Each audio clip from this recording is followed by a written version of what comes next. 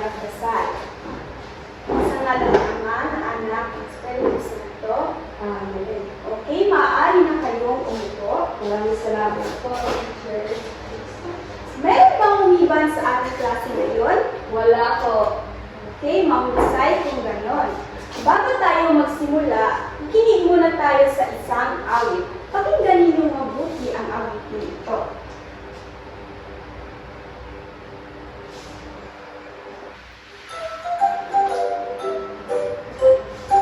Mini by Everyday Tiger. Please subscribe, like, and share our channel. Thank you. Ili.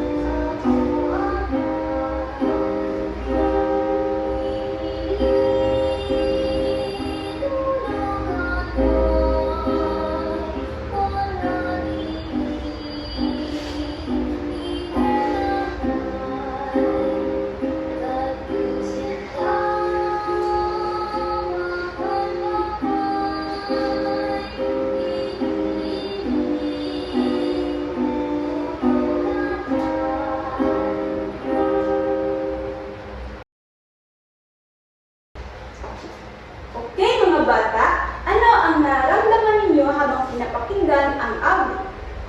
Yes? Masaya po. Husay, ano pa? Nakakaanod po. Magaling, mahusay ang inyong mga sagot. Ano naman ang mensahe ng awit? Yes? Sa pagpatulog ng bata po, teacher. Tama, magaling. Ngayon, saan kaya nagmula ang awit na ito? Yes? Sa Iloilo po, teacher. Tama. Ako ay nagagalak na alam ninyo kung ano ang mensahe at kung saan nagmula ang awitin na ito. Sa aralin ito ay pag-aaralan natin ang tungkol sa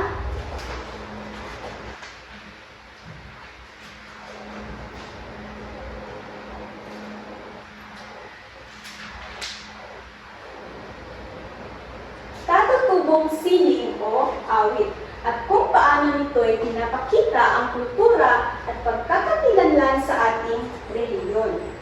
Ngayon mga bata, ano ang ibig sabihin ng katutubong sining?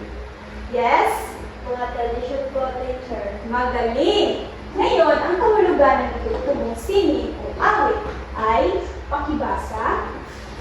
Ang katutubong sining o awit ay mga awiting likas na nagmula sa isang lugar o rehiyon na nagpapakita ng kultura, tradisyon at pamumuhay ng mga tao. Ito ay karaniwang na ipapasa mula sa isang henerasyon patungo sa susunod. Ang katutubong awit ay isang traditional na awit na nagmula sa isang reliyon na nagpapakita ng kultura at pamumuhay ng mga tao. Ito ay bahagi ng ating kultura tulad ng awit, tula, at sayaw. Ngayon, alamin naman natin ang papel ng katutubong awit sa pagkakakilanlan ng reliyon. Pakibasa. Ang katutubong awit ay mahalaga dahil ipinapakita nito ang kaugalian at tradisyon ng isang lugar. Naglalarawan ito ng pamumuhay at paniniwala ng mga tao.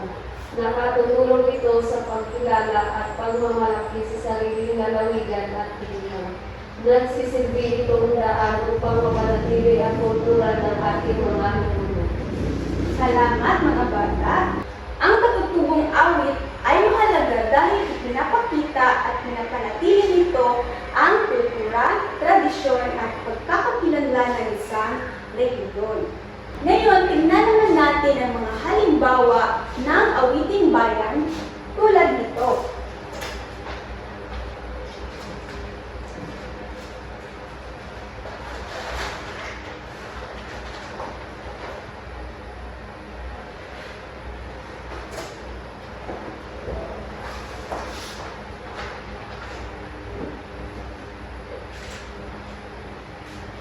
Una ay ang kantang Ili-ili Tulog Anay. Ito ay isang lalabay mula sa Iloilo o Visayas na ginagamit sa pagpapatulog ng bata at pagpapakita ng pagmamahal ng isang magulang. So kanina lamang ay napakinggan natin ang kantang Ili-ili Tulog Anay. So ngayon, ang pangalawang awiting bayan ay ang Dandansoy. Ang Dandansoy naman ay isang awiting bayan mula sa Iloilo o sa Visayas. Ito ay nagpapakita ng paalam at pag-ibig. Ito naman ang kantang Dandansoy. Pakinggan niyo ito mabuti.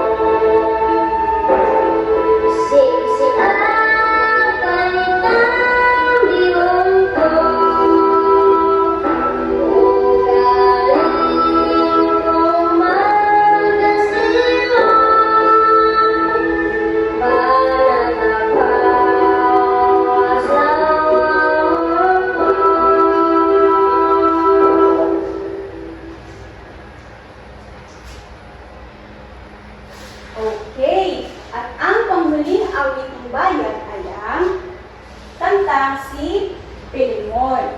Ito naman ay isang awiting bayan na nagmula sa Cebu o sa Visayas. So, ito ay nagpapakita ng buhay at kabuhayan ng isang mangingisda. Ito naman ang kantang si Pilimon. Pakinggan niyo itong mabuti.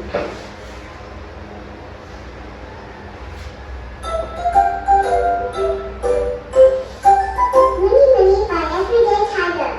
Please subscribe, like, and share our channel. Thank you.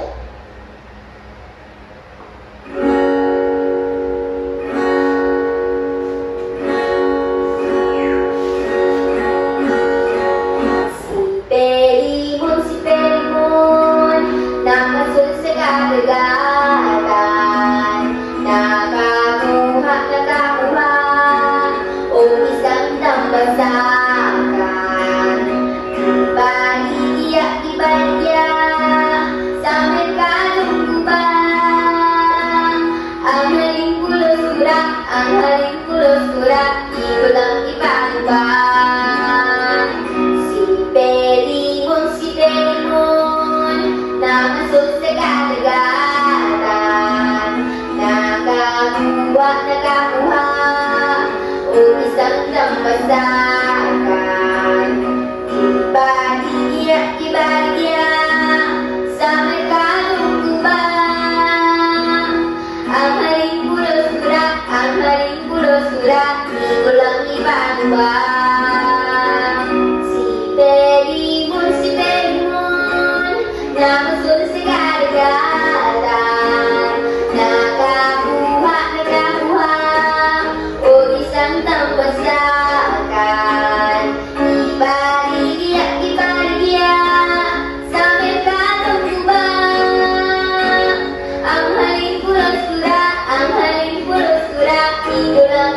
ba? Okay, nagustuhan niyo ba mga bata?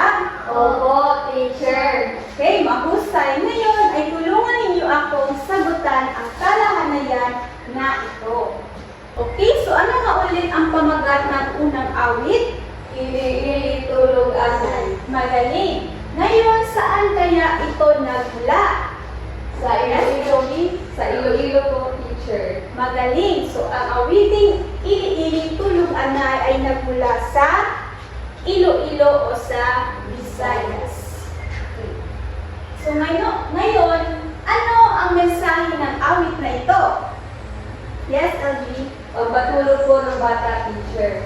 Mahusay, LG. So, ang mensahe ng awiting ili-ili tulog anay ay pagpapatulog ng bata.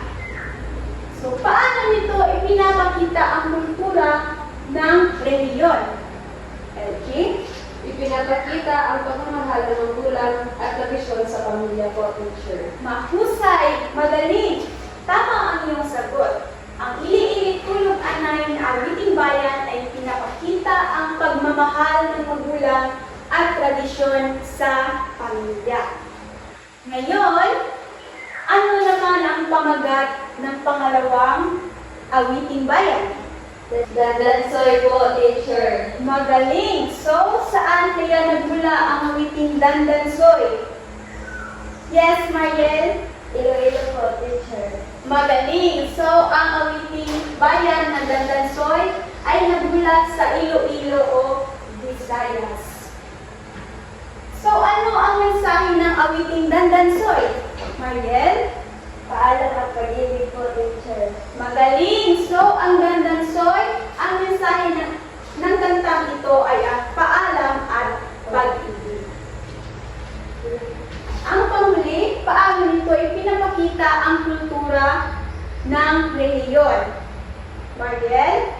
Ipinapakita ang damdamin at paraan ng pagpahayag ng mga Ilonggo. Magaling, tama ang iyong sagot. So, ang Dandansoy ay ipinapakita ang damdamin at paraan ng pagpapahayag ng mga Ilonggo. So, ngayon, ano ang pamagat ng panghuling awiting bayan? Sipilin mo po, teacher. Mahusay. So, saan na ba nagmula ang awiting bayan na Sipilimon? Yes? Visayas po, teacher. Magaling. Ito ay nagmula sa Visayas. Ano ulit ang mensahe ng awiting Sipilimon? Yes? Buhay ng mangingisda. Okay, magaling. Ito, ang mensahe ng awiting Sipilimon ay ang buhay ng mangingisda. At paano nito ipinapakita ang kultura ng reliyon? Yes. Ipinapakita ang kabuhayan at pamumuhay ng mga tao sa panglalim. Mahusay, tama lahat ang inyong sagot. So, ang kantang Sipilimon ay pinapakita ang kabuhayan at pamumuhay ng mga tao sa baybayin. Magaling mga bata, tama lahat ng inyong mga sagot. Bigyan ninyo ng palakpakan ninyong mga sarili. Okay, ngayon ay may tanong ako. Ano ang papel ng awiting bayan sa ating kultura? Yes, Mariel? Pinapakita po dito ang ating kultura at tradisyon po, teacher. Magaling! Paano nakatutulong ang mga awit sa pagkakakilanlan ng ating reliyon? Yes, Grace? Nakikilala po sa ang isang reliyon sa pamamagitan ng mga awit nito po, teacher. Yes, magaling, Grace. Ngayon, ang ating huling tanong ay, bakit kailangan mapanatili ang ating katutubong awit? Yes, LG? Mahalaga ito para hindi mawala ang ating kultura at tradisyon po, teacher. Magaling, tama. Ngayon ay sasagutan ninyo ang worksheet na ito at bibigyan ko lamang kayo ng 10 minuto.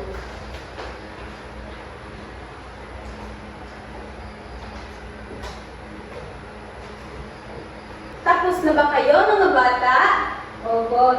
teacher. Okay, ngayon, sino ang gustong magbahagi ng kanyang sagot? Yes, LG, pumunta ka dito sa harapan.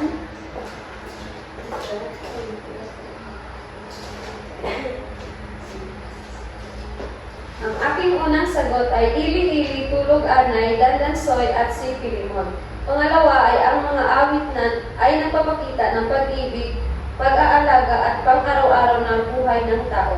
Ang panghuli ay ipinapakita nito ang kultura sa pamamagitan ng gawain, tradisyon at karanasan ng mga tao sa isang rehiyon. Okay, magaling LG, pwede ka nang bumalik sa inyong upuan. Tama ang iyong mga sagot. Ngayon, sino pa ang gusto magbahagi ng kanyang sagot? Yes, Mariel, pumunta ka dito sa harapan.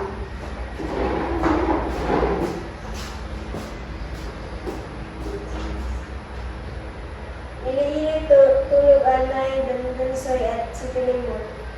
Ito, ang mensahe ng mga awit ay tungkol sa pagmamahal, pamumuhay at damdamin ng tao. Tatlo, ipinapakita nito ang kultura sa pamagitan ng tradisyon, kabuhayan at paraan ng pamumuhay sa isang rehiyon. Okay, salamat Mariel. Pumalik ka na sa iyong upuan. Itama lahat ng inyong mga sagot. So mga bata, tignan ninyo ang mga larawang ito. Ano ang napapansin ninyo sa mga larawan? Yes, Grace? May kumakanta ko, teacher. Magaling! Ano ang koneksyon nito sa ating aralin? Yes, Mariel? Tungkol po sa awit, teacher. Mahusay! So, paano makatutulong ang mga katutubong awit sa pagpapakita at pagpapanatili natin sa ating kultura bilang Pilipino? Yes, LG? Pinapakita ko ang tradisyon natin, teacher. Magaling! Mahusay mga bata! Ngayon, para sa inyong takdang aralin, kunin ninyo ang inyong kwaderno sa AP at kopyahin ninyo ito.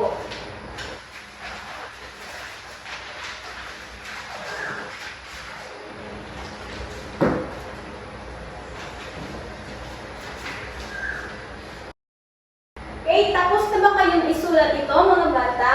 Opo, teacher. Okay, ngayon tumayo na ang lahat para sa ating closing prayer. Sa ngalan ng Ama, ng Anak, ng Espiritu Santo. Amen. Paalam at maraming salamat mga bata. Paalam na po, teacher.